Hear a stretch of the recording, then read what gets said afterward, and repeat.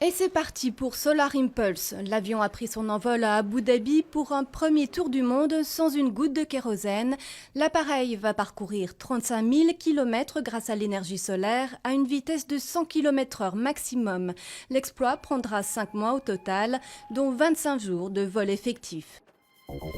5 suspects ont été arrêtés dimanche dans l'enquête sur le meurtre de l'opposant russe Boris Nemtsov. L'un d'eux a avoué sa participation au meurtre. Zahour Dadaïev, un homme d'une trentaine d'années, est un ancien membre des forces spéciales tchétchènes. Manuel Valls se tire de nouveau la sonnette d'alarme face au Front National. Le Premier ministre a dit sa peur et son angoisse face au poids grandissant du parti frontiste. Il a évoqué la possibilité que le FN puisse remporter la présidentielle de 2017. Des déclarations attaquées à gauche comme à droite.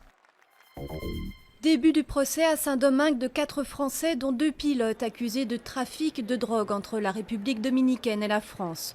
Les hommes ont été interpellés à Punta Cana en mars 2013 alors qu'ils s'apprêtaient à décoller pour la France. Près de 700 kilos de cocaïne ont été retrouvés à bord de l'avion.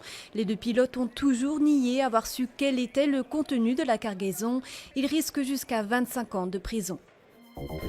Remue-ménage dans le monde du cyclisme. Un rapport accuse l'Union cycliste internationale d'avoir accordé un traitement de faveur à Lance Armstrong. Selon le rapport, l'Union n'a pas cherché activement à corroborer si les allégations de dopage contre Armstrong étaient fondées.